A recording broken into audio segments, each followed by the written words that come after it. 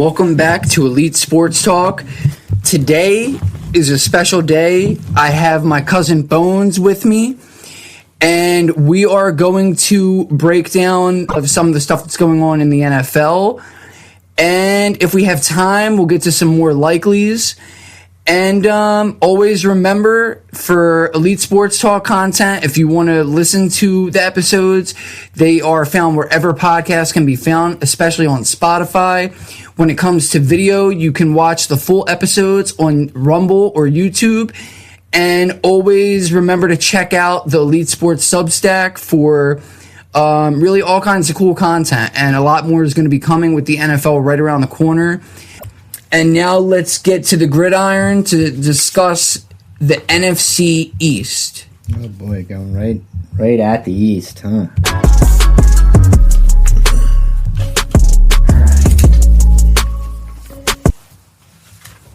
Okay, so how does this division look for this season in your eyes? And being that you are an Eagles fan, do you think that the Eagles will win the division yet again, or you think there will be a surprise team? And obviously, when I say will there be a surprise team that will win the division, we're not thinking of Dallas or Philly. It would more so be Washington or the New York Giants. So, I am going to go, I think the Eagles are going to win the division. I think that the Commanders are going to be better than they were last year.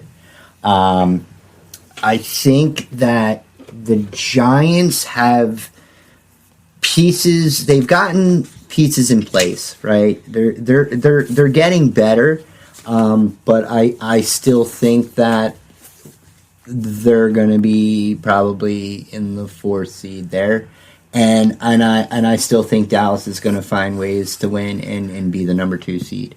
And I say that just because that's what Dallas does, right? They can score a lot of points. I think their defense is got a little bit better. If Dak Prescott is healthy, you got CeeDee Lamb, you got Micah Parsons. That's a good core right there, and I think that they're going to be. I don't think they're going to get to 10 wins. I think they're probably going to get to like 8. I think the Eagles are probably 11-6 again. I'm going to go with that. But I do think that Washington is going to probably be 500. And I think the Giants probably jump up to maybe 6 wins. Okay. So I don't think that Philly will win the division again, but I'm going to tell you why. For one, has nothing to do with the loss of A.J. Brown, because I believe that they needed that to happen because, as great of a relationship and as long as he may have been really good friends with Jalen Hurts, the truth of the matter is he has built up more of a rapport with his old college receiver in Devonta Smith. So really that was limiting, having A.J. Brown there, it was kind of limiting, how much better their offense could be because he was all about me. And I'm not saying that I dislike him. I love him. Going back to when he was with Derrick Henry and Ryan Tannehill back in the Tennessee Titan days, A.J. Brown, he's always been an elite receiver. I feel like from day one. Yeah. And he kind of reminded me of like a T.O. type of a receiver because he could run anybody over as well if he needed to. But again, he was more so about him. The ball needed to go to him.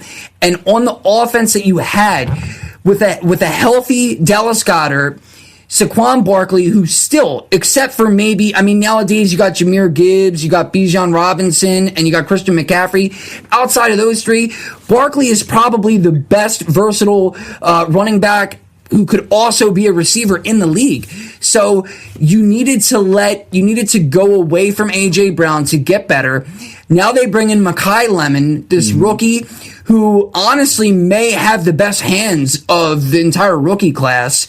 But my thing is, this is another year that Jalen Hurts, for his entire career, every year he's had to learn a new offense. Now, the thing about this offense compared to any other offense that he has had, there's going to be a lot of different concepts. There's going to be a lot of different everything, really. This is kind of like night and day. I feel as though the offense is going to be a lot more reliant on what Hurts can do than, what they can do in the run game. Not to say that they're not going to run the ball, because they still have Barkley. They still have a very good offensive line. It's going to be so much different than any offense I think that he's ran. And if anything, I would say this offense may be a little more comparable to when he was with Nick Saban in Alabama, which, he can air the ball out, and we've seen that. But for me, it's kind of a mix of everything, and also I think their defense is going to regress slightly. I think that their linebacker play may not be as great as it was. Their edge rushers are still going to be good. Their DBs are still going to be elite. And overall, they're still going to be a good defense. Vic Fangio is a great defensive coordinator. But I just think that they may regress a little bit. And at the same time, why they may regress, if you look at the Dallas Cowboys, which I hate to say it, they might have the best defense, not only in this division, but one of the best defenses in the entire conference. When you go out and you get a Rashawn Gary from Green Bay, D-winners, you already have a homegrown Demarion Overshawn. You have Kenny Clark, who came in, obviously, with that trade last year that sent Micah Parsons packing. And then you got Quinnen Williams. That's just the line and the edge rushers. You've also got Jalen Thompson from Arizona in the offseason. You already have Malik Hooker. Kobe Durant came in from the Rams. And Deron Bland. P.J. Locke came over from Denver. And you have a kid that we really have not seen a whole lot of from East Carolina, and Siobhan Revel Jr., who was one of the best corners in his class. So, I don't know how, if their offense can play the way that their offense was last year, and CeeDee Lamb doesn't have the Butterfinger problem that he had last season, with a resurgence in Javonte Williams and Dak, if he is the way that he's been the majority of his career, really, when healthy, this is going to be a tough team to beat. And last year, I believe that they went 3-3 in the division, and really, you could argue they should have been probably 5-1 had it not have been for some injuries. But I think that they could possibly wind up winning the division. If they do not, then the Giants roster, it's too good to ignore. But it's all really predicated around Malik Neighbors, how well this team may do. And, we don't know exactly when he's going to come back. They had to go back in, and they had to clean some things up in his knee. He's a heck of a player, man. And bringing in somebody like an Isaiah Likely, who we never really got to see exactly how great he could be, being the backup to Mark Andrews. Cam Scatterbo looks like he's already pretty much 100%. And I like that guy. Cam Scatterbo, and the crazy thing about this is, when they drafted him, I don't think that they knew exactly how good. Yes, because Tyrone Tracy ran for 1,000 yards as a rookie. And then I believe he ran for 1,000 last year, largely because Cam Scatterbo ended up going down. So, they have a very good team. Jameis Winston, if need be, being a backup, showed that he still actually has more left in the tank than I thought. He's a character. I love that guy. That touchdown catch that he caught, that was crazy. No, I'm talking about Winston. Yeah. But you don't remember the game they threw him the ball?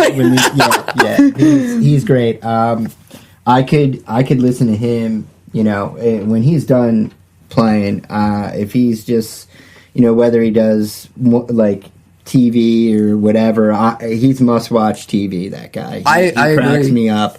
I think he's a funny guy. He plays with a lot of enthusiasm, and some of the things he says are just great. He preaches.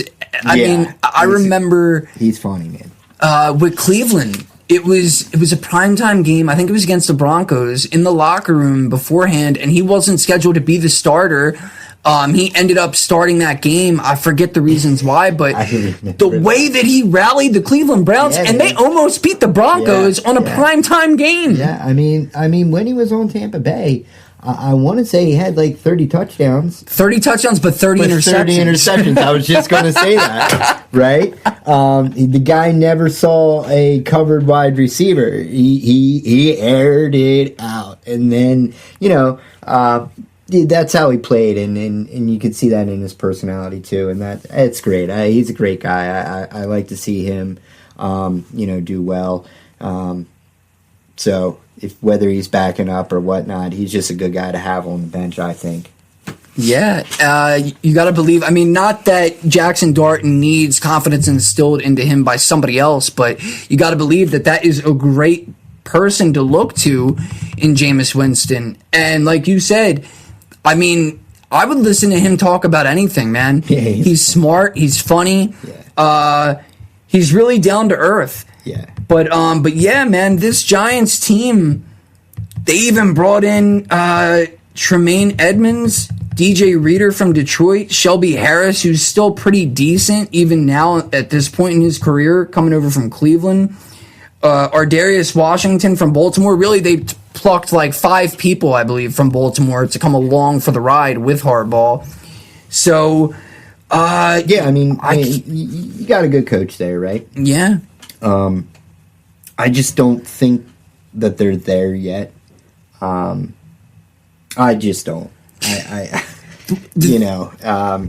I still think the best on paper is the best team on paper is still the Eagles, even without A.J. Brown. And I think that they're still going to be a top defense. And I do think that offense is going to take a step forward than they did last year. Passing offense, I think, is going to be much better with a new scheme, new coordinator again. And, you got the guys on defense, Jalen Carter, Cooper DeJean. You got those guys that are gonna make it happen. So that's just my thought on it. But, yeah, the Giants have gotten better. They got a great coach, all-time great coach, and you got to be aware of that. But, yeah, I hate those other teams. It's actually tough. And I'm sorry about that. No, you're fine. And, I mean, I think if Malik Neighbors is healthy and Cam Scatterbo is healthy, I think right away, just because of those guys being there, be better. They get an extra 3 wins, maybe 4. Cam Scatterbo is a beast, right? He's one of those old school like running backs where he wants somebody to try to tackle him because he's going to lower his head and he's going to take you down, and I like that. I like that a lot. I like that old school. I'm going to put my head down, give me the ball. I'm going to run through this guy, and score a touchdown. So I do like that, and he's also a guy that rallies the troops, and I like those kind of guys that they're going to give their all the time, and your teammates see that. And they respect you. I mean, you could see, like, even guys on the Eagles when he got hurt, and I know other teams, they reached out to him, and he's a rookie. Yeah. Right? It's a devastating injury, but I don't know how often you see that. So, I mean, that just shows you, like, a lot of respect for that young guy in his first season playing, and hate to see a devastating injury like that, but I'm sure he's working as hard as he can to get back and be ready for week 1. I don't know what his injury update looks like, but I would like to see him out there and do well out there. Absolutely, yeah. Him and Jackson Dart together, that's like a match made in heaven for the Giants to get them out of, I guess, NFL purgatory where they were for so many years. Right. And they're going to just be better. They're going to win more games just because they got an actual coach. Yeah, and I remember watching them. I think it was a Thursday night game when they upset Philly, and I don't think anybody seen that coming. Like, I thought it would be, a good close game because those division games, especially in the NFC East, they're always tough games like that. Always. But man, Scadaboo ran, and he ran all over your defense. Yeah. But I remember watching him. I don't know if you watched him in Arizona State. I mean, I was always a Boise Broncos fan, and Ashton Genty, I was hoping that he was going to win the Heisman, and he was one of the best, if not the best running back the last 2 seasons of college football. But when I seen Cam Scadaboo, I was like, whoa, hold on a second. I looked at his numbers. His numbers were incredible all 4 years of college. So yeah, hopefully he gets healthy and he gets back soon. But back with Philly, with Sean Mannion, I believe this will be the first time in his career that he'll be the play caller for a team. Okay. So that's another thing, too, to think about. But, I mean, when you look at their skill positions, I've been saying this on previous episodes, not only Devonta Smith and Mekhi Lemon, but also Darius Cooper, who last year as a rookie, I remember seeing him in training camp and some preseason games, and I thought, wow, this kid might wind up being a household name in a couple of years. And now, obviously, without A.J. Brown, there is more room in this offense for Jaylen to be able to spread the ball around to, 4 or 5 guys. And then, obviously, Goddard's still there if he's healthy. And then I really like what Philly did with the running back position. I mean, I never would have thought that Tank Bigsby, him and Travis Etienne both with Jacksonville, that looked like a great pair. You fast forward a year and a half later, neither one of those running backs are there. Etienne's down in New Orleans. Tank Bigsby is the direct backup to Barkley. And Will Shipley, don't forget about him. He's also skilled, can come out of the backfield, right, just like a Barkley. And then Dameon Pierce, who had a great rookie year with Houston, and then they kind of just, shuffled the deck and got Joe Mixon, and he was kind of forgot about. So Philly has not only 1, not 2, but 4 really good running backs. Yeah, I think that's where I think that's where the Eagles have to start. For the Eagles to still, and I think the Eagles are going to win the division, but I think that it has to start with that running game, and whether that's with Saquon and Tank and all 4 of those guys, but Jaylen is and you can see it. He is very calculated in what he does out there, and you see that, and it frustrates the fans because they're like, he was open, but in his eyes, maybe he wasn't open, and you don't know how quick these D-backs are, right? So throwing over the middle for him is what everybody talks about, right? And maybe they weren't running the ball well enough to get the looks that he wants to throw to. Right? Because what's the biggest thing in the NFL that'll make you lose games? It's turning the ball over. Yeah, absolutely. So when you got those gunslingers, right, you can rack up some points, but when you're turning the ball over, that's when you get behind the 8 ball, and that's when you can't do what you want to do. And then if your coaches aren't going to change things up at halftime, you're going to come out and do the same damn thing that you just did in the first half, you're not going to win games that way, right? And maybe you do win games and it looks just really ugly, right? And the only reason why you win games is because your defense is keeping you in it. So I think what they're going to do is I think they're going to run the ball. It's going to start with Saquon, and I think it's going to be, and I want to see some screens like in this offense, right? I don't want to see a wide receiver screen for the rest of my life because I saw so many of them over the years. But I want to see your old-fashioned screen. Get them guys out pulling, get those big hog mollies running down, getting down that line and running people over, and let Saquon just run behind that. And then when he gets his hole, gone, right? That's what I want to see. And those kind of plays are going to open things up for Jaylen. And I think that is going to be, if I'm the offensive coordinator, that's what I'm trying to do. I'm trying to run that rock and open up lanes. Yeah, definitely. And Philly definitely has not only the offensive linemen to do that and make that happen, but they also have the skilled position guys in, their wide receivers, certainly their running backs, even Goddard at times. Yeah. They definitely have that.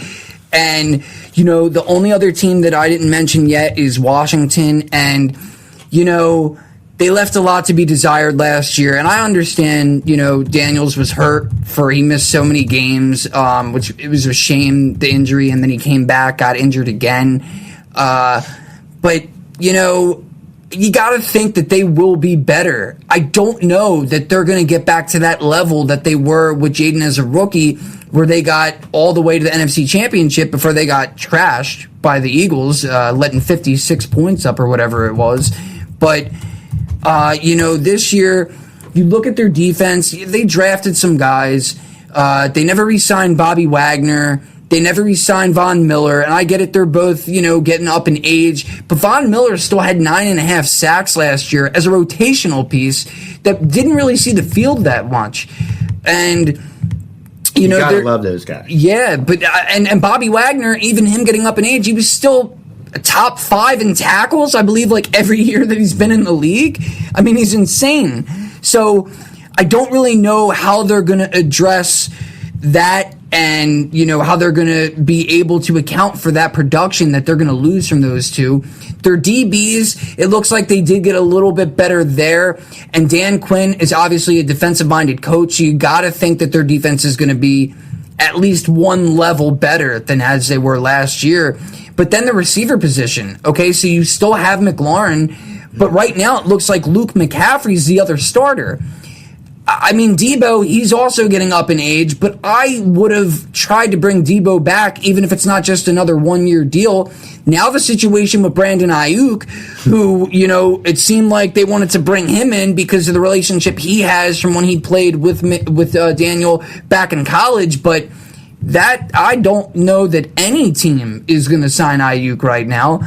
And like I said, Luke McCaffrey, nothing against him, but I don't see him being the receiver that his father was, or even the type of a player that Christian is. I think he's decent at times, and also the fact that they lost, in my opinion, and probably yours as well, a future Hall of Famer in Zach Ertz with that leg injury. I don't know that he's going to be back for Washington either. So I don't know. In terms of a surprise team winning the division, I'm going to say no as well. But as much as I hate to say it, I think this might actually be the year for Dallas, because in my opinion, I think there's some question marks about Philly. And like I said, I think Dallas is just getting better. The Giants are getting better. We have to see, yet to be determined with Washington. Yeah. But that's where I'm going to end it with that there. And then, so the next thing for NFL is, how much more effective will the Denver Broncos offense be with a Jaylen Waddle? Ooh. So elite speed. Yeah, this is crazy because honestly, this brings me back to when we got Peyton Manning. And I say we because obviously I'm a Denver Bronco fan. You can see all the stuff in the background here. And, the offense, the prolific offense that we had with Peyton was because we had Demaryius Thomas and Emmanuel Sanders and Eric Decker. And I can't remember the tight end, but he was a very good tight end as well, though short-lived.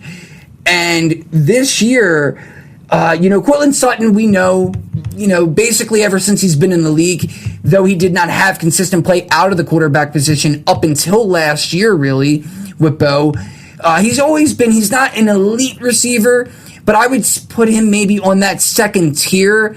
And now this year, having someone like a Jaylen Waddle, who's also a true number one, and quite frankly, maybe a little bit better probably than Courtland Sutton, That's going to bring the best out of Cortland. And then you look at some of these other guys that they have as well. Troy Franklin, they're looking like they may, put him back a few slots on the depth chart, which is fine. He's a young player. But ultimately, I believe they will keep him because the chemistry that he has already had with Bo, not just last year, but in Oregon. Then Pat Bryant, who started showing some signs that he could be somebody special as a rookie last year as well. And then we have Marvin Mims. This offense is just, I think they're going to be one of the most dominant offenses in the AFC, and I don't say that lightly. Last year, the offensive line was one of the best in both pass protection and run protection. We brought back J.K. Dobbins, who was probably the healthiest that he's been in his career, though he did miss a few games. He almost got to 1,000 yards. R.J. Harvey as a rookie was phenomenal. And then this year with Jonah Coleman, who a lot of people might be sleeping on. And the funny thing about me saying a lot of people might be sleeping on him, if you're in a fantasy league, and it's a dynasty league, I would look to maybe draft Jonah Coleman. I've been seeing some stuff out of their camp, and Coleman actually looks like he's the quickest out of the three running backs. So, and I keep saying this, when it comes to Sean Payton, what do we remember from his days in New Orleans? What did he always have? He always had multiple good running backs that were versatile, right? He had Darren Sproles, Alvin Kamara. He had Reggie Bush. He had Mark Ingram. He had, towards the end of his career, Deuce McAllister. So, I mean, the man knows how, if nothing other than to get great production out of his running game. So, I mean, again, I think that this is going to be one of the most dominant offenses in the league. And it is our first-year offense coordinator now with Davis Webb, because Joe Brady left in the offseason. So we'll see how that works out. But Davis Webb was already the quarterback coach for Bo Nix last year. So that's another positive thing here. But yeah, I think that's all I got on this. I mean, I don't know what you want to... I mean, I think that you're looking at elite speed coming out of Jaylen Waddle, and, put him on the other side with Courtland Sutton. You could be looking at 2,000-yard receivers there, and you pair that with Sean Payton, it's going to be an explosive offense if everybody can stay healthy, that's for sure. But then, and Bo Nix is, he looked great. He looked great all, until that. It's a shame he got hurt there. What I think the biggest concern with them is going to be, the Chiefs, the Bills, the Ravens, and a healthy Bengals. Where do they fit in that top four, right? Because I think they're like 5. Really? Maybe above Cincinnati. I don't know. I really think that they're going to be really good this year. I don't know if they're of the Kansas City and Buffalo and Baltimore yet. Okay, and well, even Cincinnati, the defense has been horrible for years now. But when you have a healthy Joe Burrow, anything can happen with that team, right? So I just wonder where they fall in there. Where do you think they fall in there? I mean, the only team that I think at this point in time we got to wait and see, because I've been saying for years, talking great things about Lamar and Baltimore, but they've never had that dominant number one receiver option. So that's something to look at. Derrick Henry's still going to be Derrick Henry.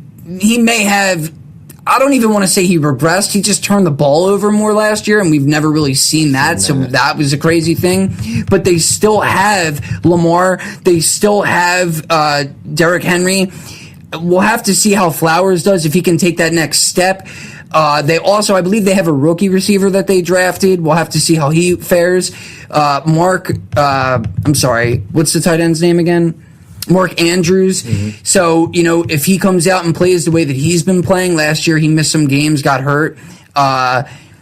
But, that's why with them, I'm looking like if they can maybe get somebody like a Deebo Samuel, the packages that they could have him, Lamar, and Henry all together in the backfield, that would be something special because you would never know who's going to run with the ball. But if anything, I think that they might be the only team. Okay, so you look at the Chiefs. Mm-hmm. Is Mahomes going to be 100%? Or are they going to kind of force him, or is he going to force himself to play, right, in the first couple of weeks of the season? That's number one.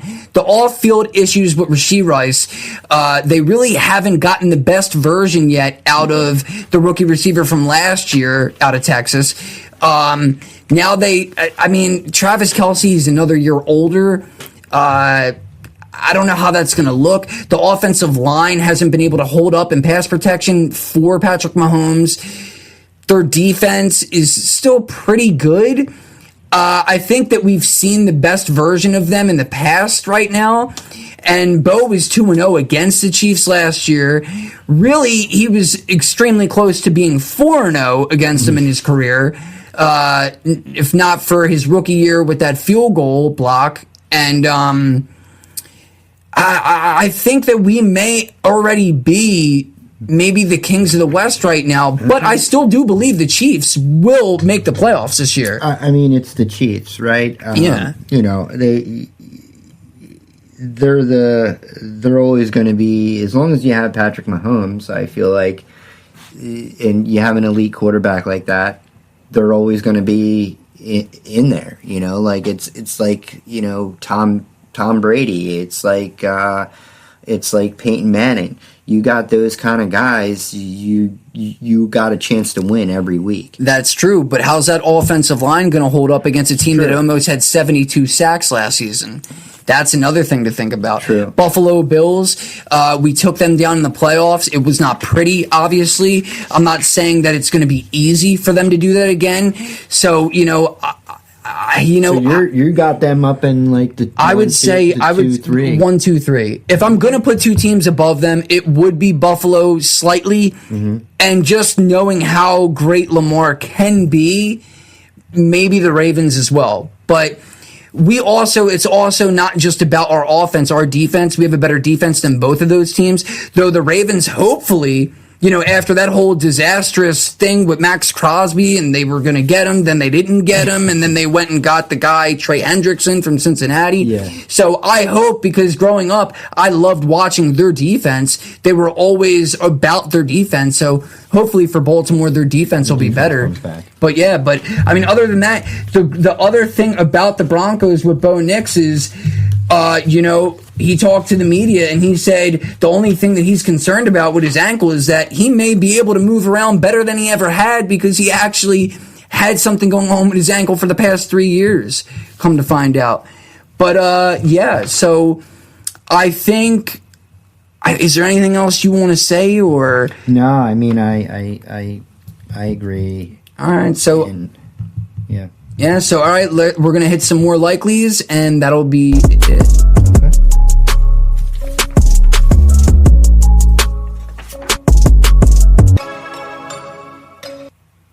Okay, so we're going to start with NBA playoffs. In 2026, who do you believe is more likely to make it further in the playoffs, the 76ers or the Cleveland Cavaliers? Oh man, that's a tough one. I'm going to go Sixers. I'm going to go Sixers as well. The way that both of these teams the rosters are constructed right now, even without LeBron on either one of these teams. Without LeBron, I'm just going to go with who I think the best player on the floor is going to be, and that's going to be Jaylen Brown. And I feel like he wins games. I agree. Okay, what about the Detroit Pistons or the new version of the Boston Celtics? I still think the Celtics there, and I think because I think Tatum's going to still, get it done. I still think that they'll be a playoff team, and they'll still be good. They're just not going to be as good. Okay.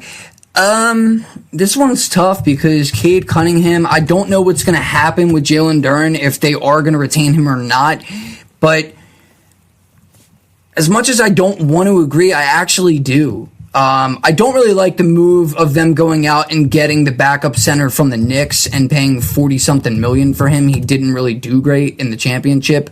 But like you said, I mean, they still have Tatum. They still also have Derek White, Peyton Pritchard off the bench. I think I'm going to go with the Celtics as well. What about the Miami Heat or the Toronto Raptors?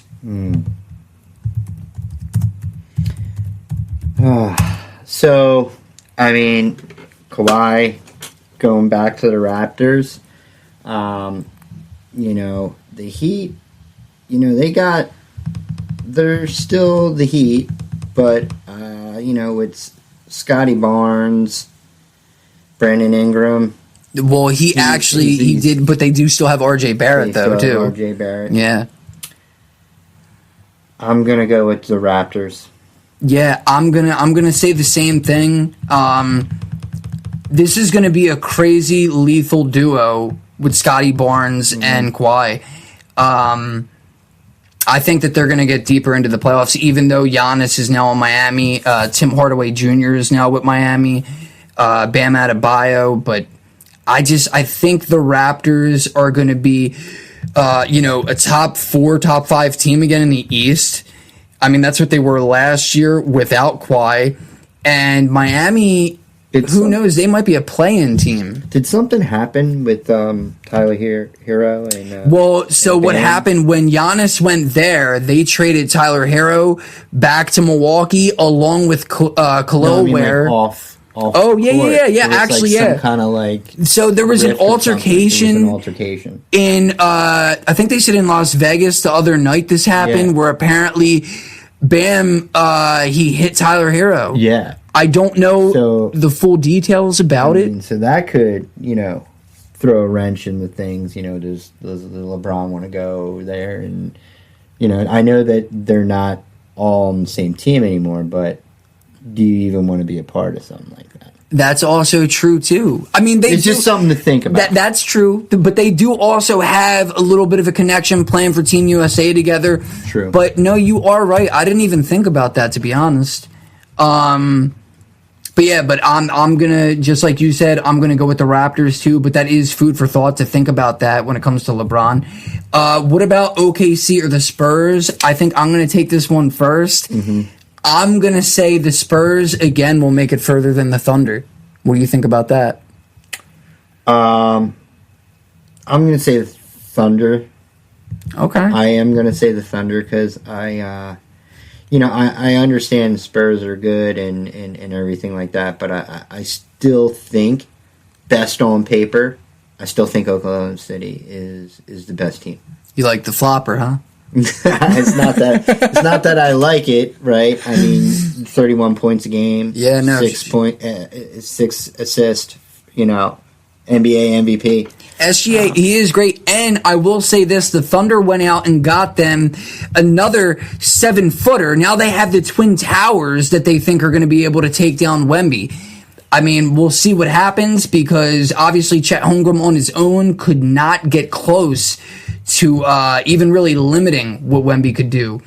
So now NHL playoffs, who do you think will make it further between the Sabres and the Montreal Canadiens? Do you want me to go first or you want to take it? I'm going to go with Montreal on this one.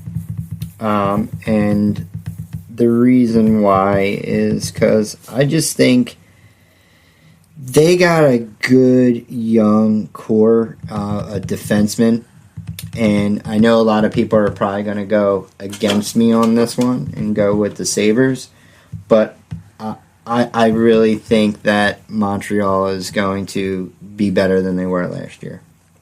I watched a lot of Montreal games last year, and I thought that they might have had a really good shot of getting a little bit further than they did. Mm-hmm. I agree with you. And Buffalo, they're young. Yeah, I mean, I believe it was all three of them. I think it was them, Buffalo, and Anaheim had the most goals of anybody with players that were 24 and under. I think it was the stat. Yeah. Buffalo was a surprise team last year, I think, and I think they're going to be decent again, but. and I believe they even won the division, right? Mm-hmm. I think Montreal is going to win the division this year too. But yeah, I believe that Montreal will go further. Edmonton or Dallas? How much will Anderson help them? Yeah, I mean, that's a good one. I am going to say I'm going to probably go with Dallas here. And it's not because of the star power, right? Because, Edmonton isn't lacking that. But I just think that goaltending and defense is going to let them down again, unfortunately, until they square that up. And Dallas is one of those teams that, like, they got some good players on that team. And I think, even strength on the penalty kill, on the power play, they're pretty consistent. And I like what they're doing out there in Dallas. Yeah, I mean, I'm still a little bit in shock when it comes to the fact that they had fired Pete DeBoer. They never got to the point of where they wanted to get to. And I think when you think about this, who will make it further, you have to think, who's the better goaltender right now? Jake Ottinger or Frederik Andersen? Yeah. And honestly, you got the best defenseman too there. My head says Dallas, but my heart wants to say Edmonton. I will agree with that. Yeah. I will agree with that because I like Leon Draisaitl and I like Connor McDavid, and I want to see them do well, but I just don't think that they're going to have the firepower, or I should say, the firepower to overcome what they're lacking in defense and goaltending. Yeah. And, okay, I think this is a good one, too. The Minnesota Wild or the Anaheim Ducks? Okay. So, I'm going to go with the Minnesota Wild. How dare you, sir? I knew you were going to be upset when I said that. But here it is, man. Kirill Kaprizov. Mm-hmm. I love that guy. And he, all the things that he's been through, putting up 93 points this year. And, you got Eriksson Ek there too. I know you guys got a lot of firepower, and most people are going to say, probably the Ducks are going to be a big sleeper this year. But I still think Kirill Kaprizov is probably on that rank with those two teams. He's the best player out there, and I think that they're gonna be able to take Anaheim out this year. Yeah, I mean, it's no wonder why he was making the most money in the NHL prior to Leo Carlsson signing this deal. And, Minnesota, they made it further this year. They've been the more consistent team within the past couple of years. They've been a playoff team. But I just think that Anaheim, the strides that they... What's that? A lot of firepower. Yeah, no, definitely. And that's why, even though Anaheim's my team, it's making me double think this, but I think that Anaheim is just... I think that they're going to even make more strides this year. We did lose a couple of veteran guys. Radko Gudas, who actually was our first captain since Ryan Getzlaf had retired, and we went a couple years without even having a captain. So, that's not something that's appealing for defensively, because Gudas played lights out all year this year, and he injured both Sidney Crosby and Gudas is the guy from Toronto. He throws the body around for sure. Yeah, so I mean that kind of is upsetting. But I'm going to go with my team. I think I'm going to go with Anaheim. Yeah, and that's a really good pick. I just really like Kirill, and I think Minnesota is just they just play hard. They just play hard, and I can't think who is their goalie. I'm having a hard time remembering who their goalie is. It Wallstedt?